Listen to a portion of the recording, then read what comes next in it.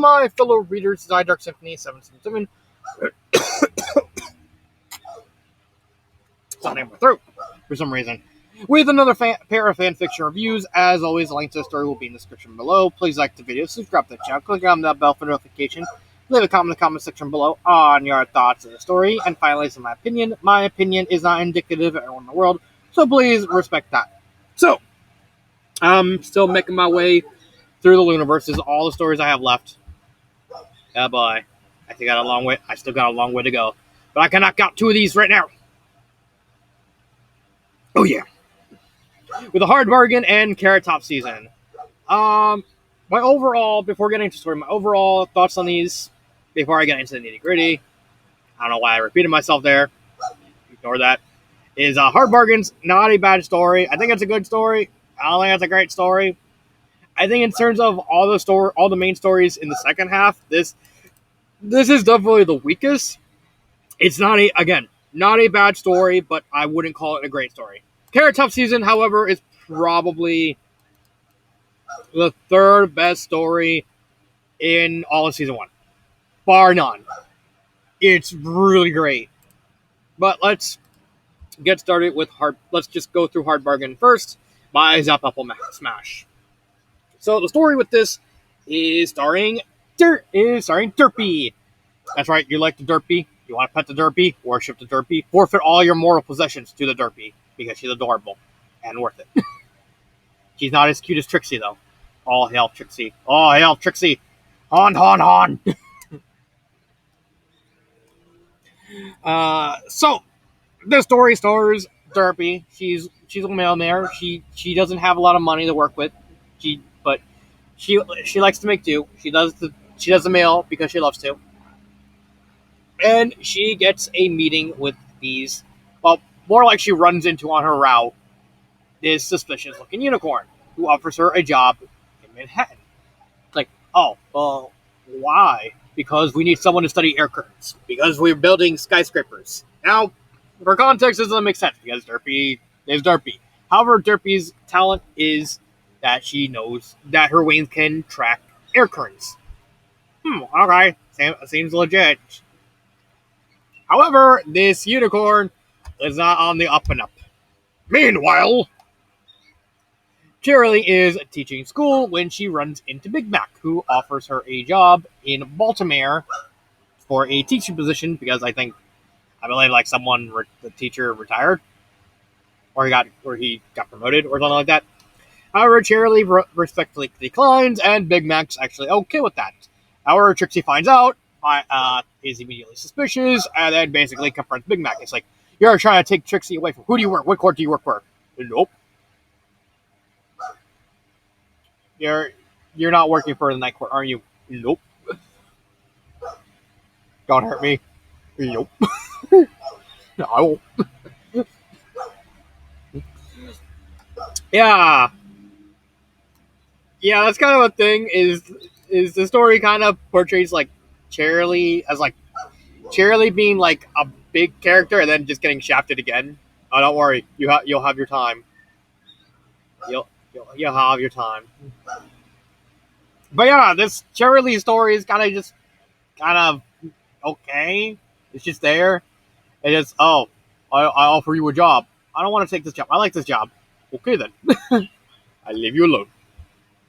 And then Cheryl never heard from again until the end of the story, where she performs wrestling on a Pegasus.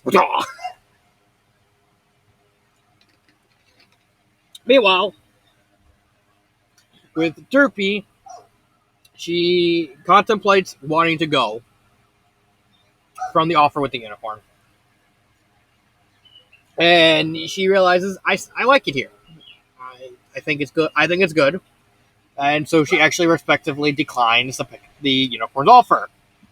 Or he actually takes it kind of well. So, oh, that's good. Wait, what? No, you are coming. No, I want to stay here. Listen, that was not a question. However, Big Mac interferes, drives away the unicorn's burly earth peg up. Why am I saying Pegasus instead of pony? I don't know why. There's also a dog back in the background that's kind of throwing me off. I have no idea where that dog is. Okay, there we go. I don't hear it anymore. So, back to the story. Big Mac kind of beats the living daylights out of the Earth ponies. And also, we also find out that he's a bounty hunter in this story. Joy, Big Mac the bounty hunter.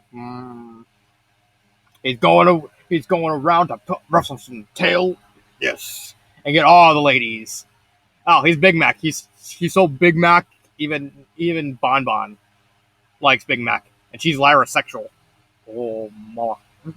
Oh, oh, oh, Bon Bon, Lyra. I must have him. Oh. But don't you love me? I am Lyra sexual, but even I cannot deny the deliciousness of Big Mac. I have no idea why my mind is weirdly going to Bon Bon, but okay. So,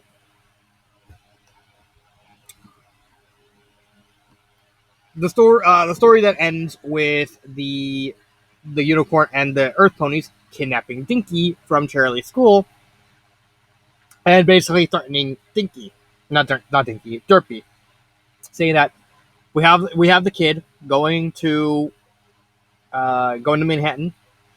If you don't want her hurt, you're gonna come with us. So Derpy is very reluctant, but she's a mother. She wants to protect her kid. However, she finds out that Big Mac and Charlie are basically on their way to save Dinky.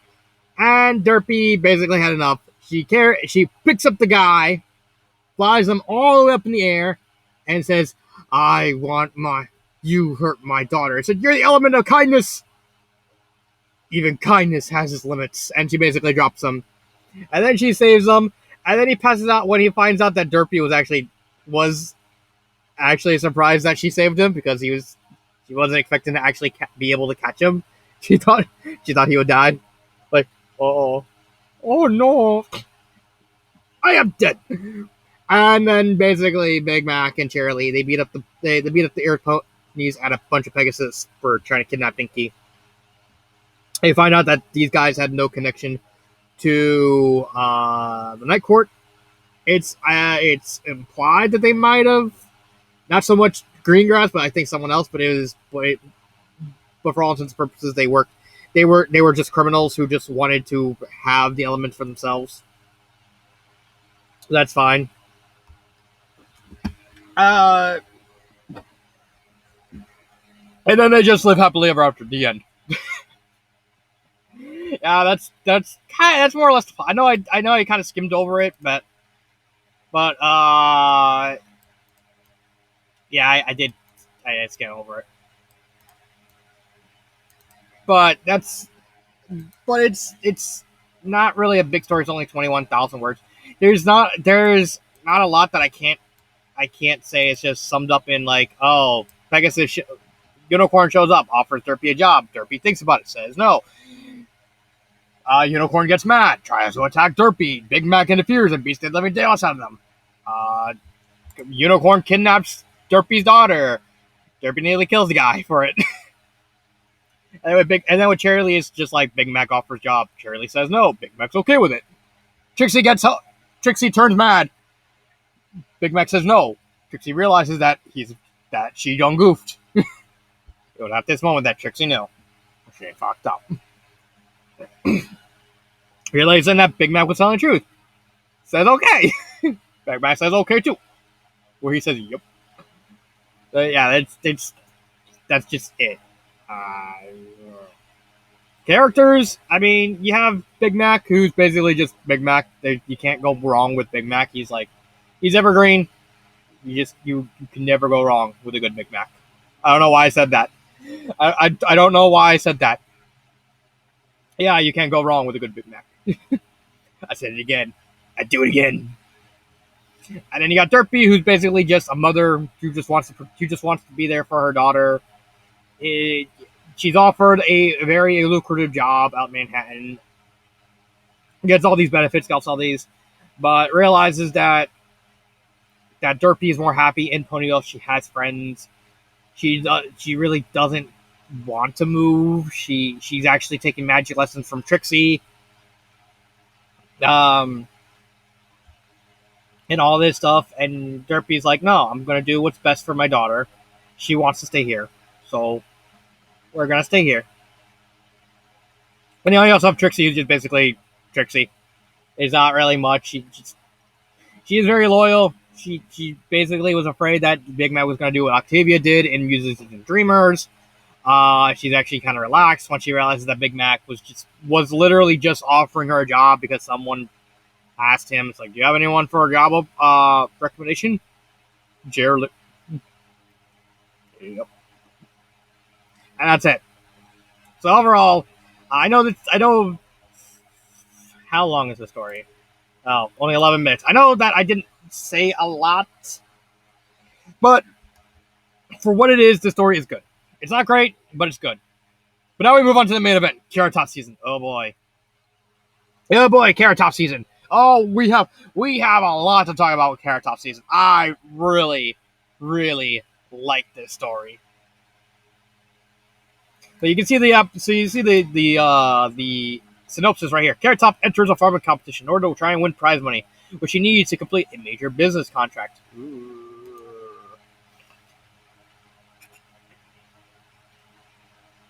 Ooh, you see the synopsis. Yes, you see the synopsis. That is good.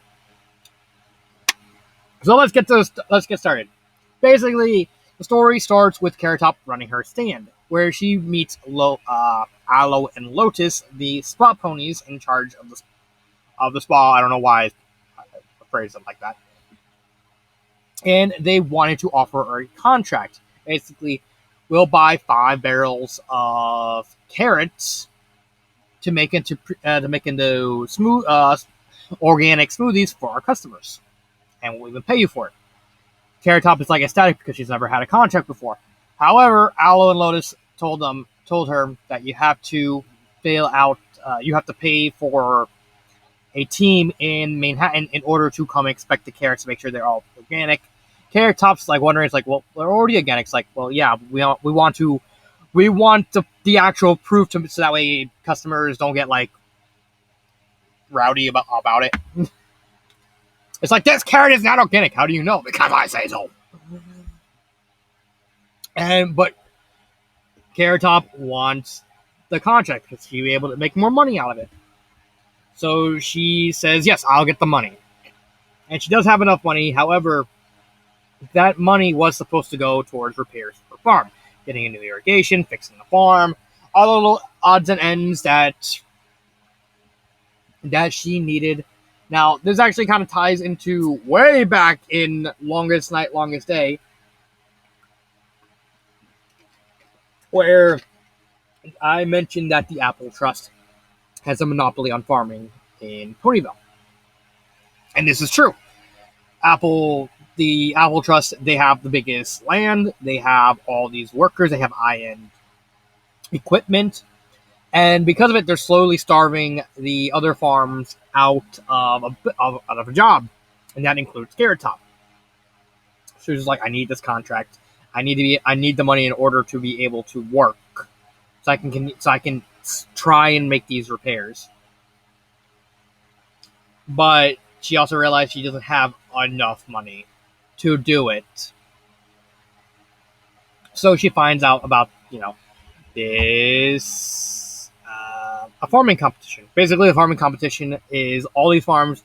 They go to a far off city where they set up these kitchens, and you have to make fancy dishes using the ingredients that are grown on your farm.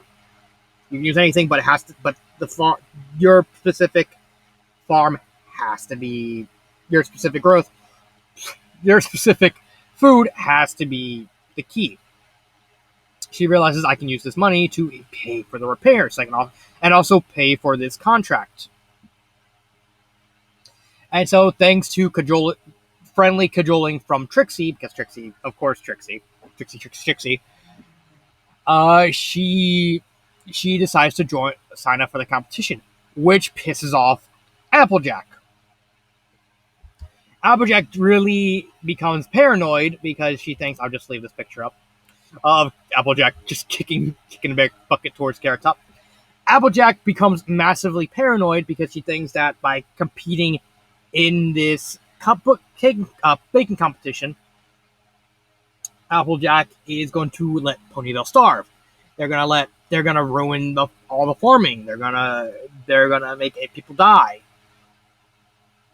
And this kind of conflicts with like Applejack's very, very selfish, my truth, honesty, and Carrot Top's very dangerous generosity, where she's willing to help people regardless of her own condition or her own well-being and stuff like that. And these two ideologies kind of clash over the entire story, where Carrot Top does get run into Flim and Flam, the Flim Flam brothers. They offer to help Carrot Top learn all these little tips and tricks on how the competition works.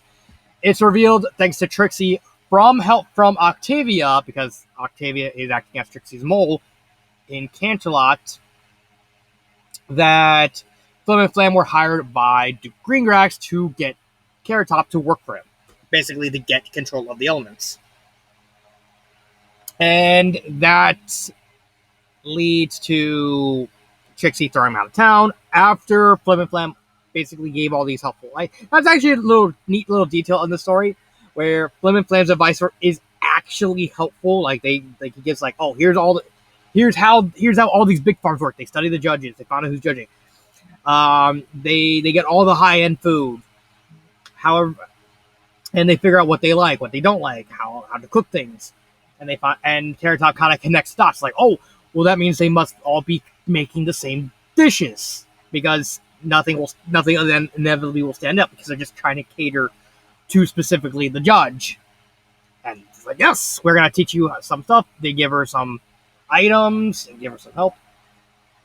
However, when Trixie throws them out, Carrot Top doesn't know what to do, and then Berry Punch actually offers to help. It's like, I know I work at a bar. I know what to do. I'll help you out. And so what happens is, slowly over the course of a week, because the competition takes place in a week, more and more people start helping Carrot Top. This is the big thing, after she makes a deal with all the other farms, and this is where the Farmers Guild kind of starts from this story, where Carrot Top says, I need all your food in order to help cook, so I can make the money. All the other farmers are very wary because they'll be operating a lot because they would willingly give a Carrot Top all this food. However, they all come to an agreement that they're willing to sell the food to Carrot Top. And Carrot Top, of course, if she finds out, if she doesn't place high enough, then she literally would have to sell her farm because she promised not only to pay for the food, but also pay for new irrigation systems for every other farmer minus Applejack. And she doesn't even have to win. She just has to place high enough. However, Applejack finds out about this, basically insults all the other farmers, saying that they're all worthless, saying that they're basically endangering Equestria by being farmers and not letting the apple trust just swallow themselves up by not just, oh, you don't trust Ma? Well, then you're all worthless. You're all horrible. You're all gonna starve Equestria. You're gonna starve Ponyville. You're gonna kill all these people. And basically makes all the farmers pissed. And then Applejack gets into an argument with Barry because Applejack finds out that Barry is actually helping Carrot Top learn how to cook. And basically, in no uncertain moods, kind of implies that she was willing to blacklist and forcibly cancel Berry Punch's contract. Berry Punch really connects the dots quickly and basically says, "Okay, I'm canceling my contract." Applejack literally freezes up, like, "Are you sure you don't want to do that?" No, no, no, no, no, no, no, no. You're horrible. Sure, you don't do that sort of thing, especially threaten to blacklist me. No, no, I'm not working with you. And this has a massive domino effect where not only do ton of people in Ponyville, they cancel their contracts from the Apple Trust, but over the course of the week, people from the Apple hand workers from the Apple Trust actually can go and hear about Carrot Top risking her farm, and basically offer, say, "Hey, we want to help you. We're working out the Apple Trust. We'll do this. We'll do this for like free, just to help around till maybe do some minor repairs and stuff like that." Applejack basically starts yelling at the workers, saying, "If you're gonna work with that hussy, you might as well not work here anymore. Have to work for slots." Basically, Applejack now has the entirety of Ponyville wanting to ruin her. Carrot Top, however, realizes that this is a bad idea because the Apple Trust still owns a lot of land and it would ruin a lot of jobs. It would severely damage the economy. She still wants help. Trixie basically tells her that don't be a doormat.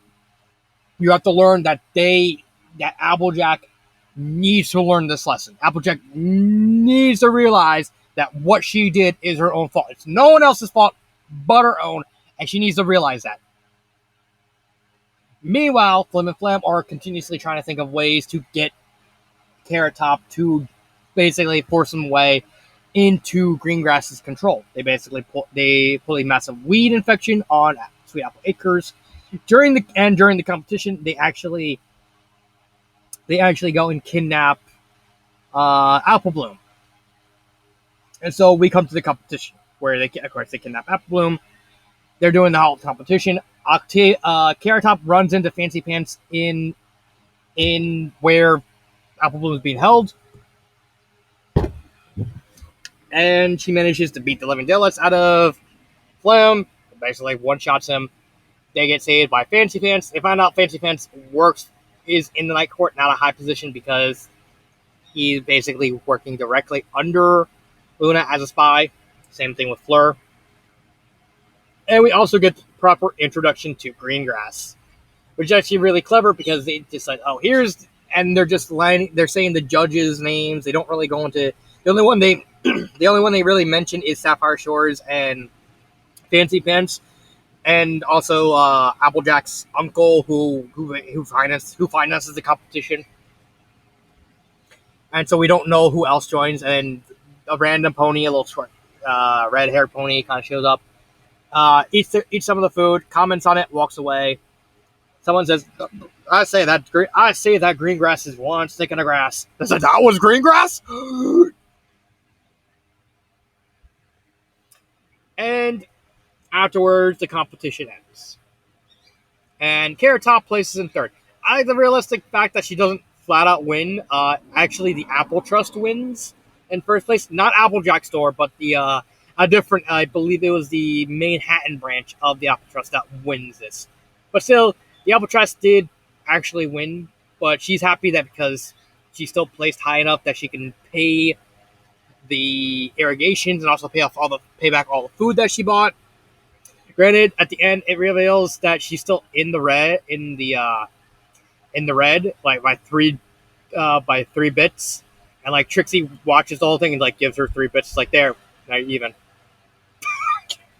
Trixie's proud of giving her 3 bits. Like, ta-da. Yeah.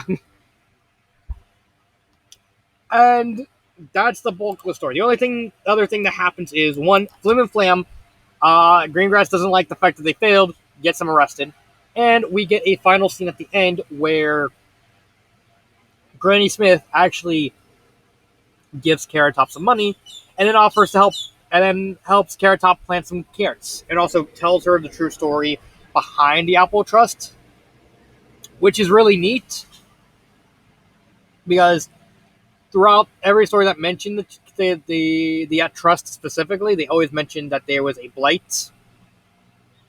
And I found out that from Applejack's words, hence why my truth, is the fact that she was told and her family was told that there was a blight in early Equestria long ago, where all these farms started getting poisoned, and this massive blight was swiping over. And the biggest farm in the area, the Apple Trust, they managed to withstand everything where everything else died, and they themselves stood on top, stood alone against the blight, and withstood it. However, Granny Smith reveals that it was actually the opposite, where all the biggest farms, because they had so much room, they and they just wanted to they serendipitously gunned it alone. They all fell, and all the small farms band together and helped each other out to basically get rid of the blight over and over again, and then the blight just gave up. And then Carrot Top realizes that Applejack is basically Applejack was told like a very, very corrupted version of what happens. Like Granny Smith doesn't have a lot of pull in the Apple Trust anymore because she's so old. But it's implied that she was actually the person in charge of the farm or somewhere connected to it, because Carrot Top like realizes like, wait a minute, that sounds suspiciously like you were there the entire time. I'm sorry, I gotta go home, dearie. I'll go home. Yeah, Granny Smith. And that's the flaw of the story. I like the lesson of not everyone. The dual lesson of just a simple underdog tale, because you have a single farmer versus like an entire corporation. And I like the realistic outcome that she didn't win the whole thing, and Applejack still, in a roundabout way, still technically beat Carrot Top. I like that detail. I also like the very poignant lesson that like not everyone can be saved. You can't help everyone, and sometimes they have to learn to stand on their own truth. They have to realize that sometimes they're going to screw themselves up, and you shouldn't help them. You should let them find their own way and find their own path. It was a really touching lesson, and I really love how it's handled. When it comes to character development, Applejack, she starts out as a very, very horrible person. At the end, thanks to Carrot Top helping her with nothing to say for it because of her generosity, it kind of gets through Applejack. It is implied that Applejack is still the closest to like the actually antagonistic ponies of the main six in this world. Even after the story, she still is pretty antagonistic. However, Carrot Top realizes it's not even her; it's just how she grew up. It was what she was taught, and that's kind of warped her mind. That she has to make all this money. She doesn't want to run a mob. She has to run a monopoly, because if she doesn't, then Equestria starves. And I like that she basically pisses off the entire town, and she kind of learns her lesson. Not 100%, because she's still antagonistic afterwards. It's just what Carrot Top did kind of got a little bit into her mind, and she realized that maybe and with Carrot Top, someone who's acting as a doormat, who has to realize that, again, the lesson that especially when Trixie confronts her, it's like Applejack. Basically, this was a long time coming. Everyone was pissed off at Applejack for a while, and Applejack just gave them the fuel to actually go through with it. You got to realize Applejack did basically cost herself. Do not help her. Help yourself. You need to realize that you need to. I just realized I'm talking about myself. I am massively talking about myself.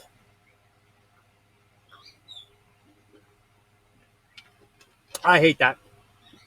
I really do. Hey, I'm learning too. I'm learning slowly, very slowly. But yeah, and Carrot Top still sticking by her beliefs, but still realizing that they're in serious danger, especially when Sweet Apple Acres get infected by the weeds that were planted by Flim and Flam.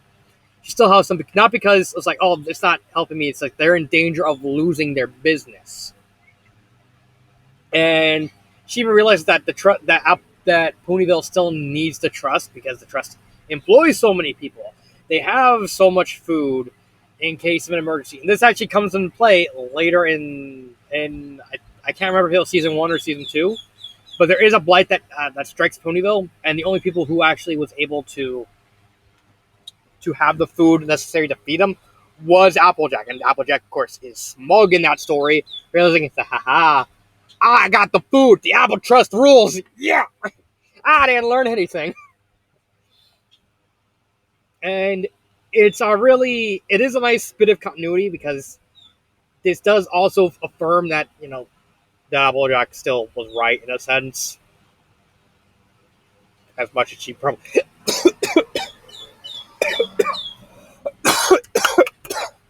as much as she was smug about it.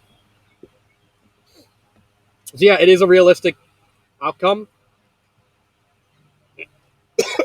There, something in my throat. But yeah, everything about the story is wrapped up very nice and tightly. It does continue the main Night Court storyline because, as Octavia said in Musicians and Dreamers, there's going to be more people coming after the elements, and they're not going to be as scrupulous as me because Octavia was forced into it, and she still has her code, an honor code of some sort.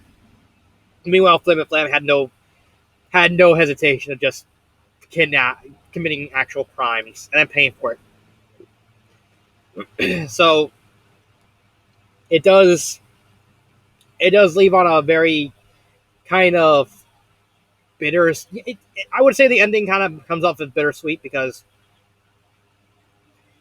Applejack Carrot Top won. However, people are still like very are still even after the competition, after Carrot Top basically begging everyone, it's like you got to get your contracts back.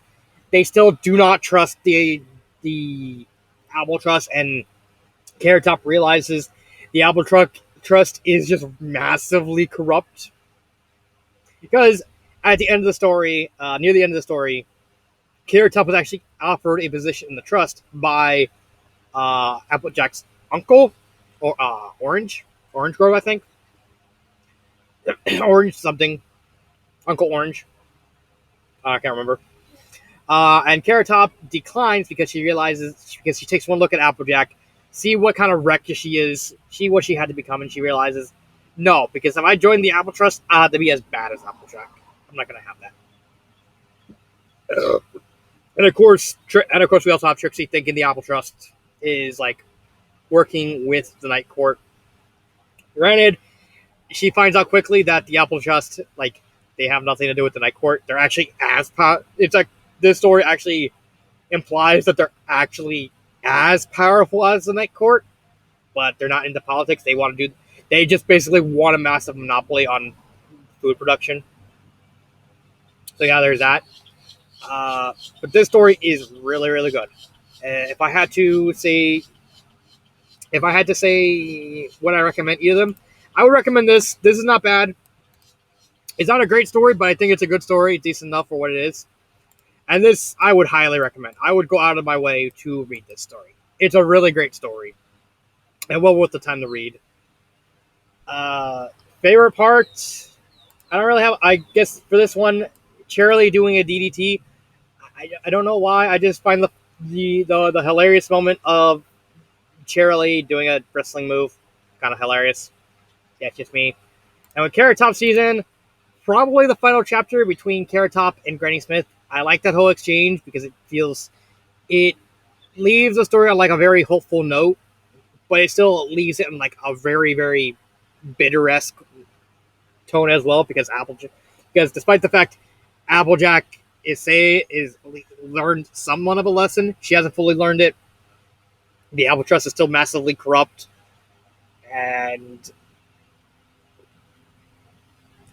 And while Carrot Top saves, she can't say the same for Applejack. Applejack's not fully saved because um,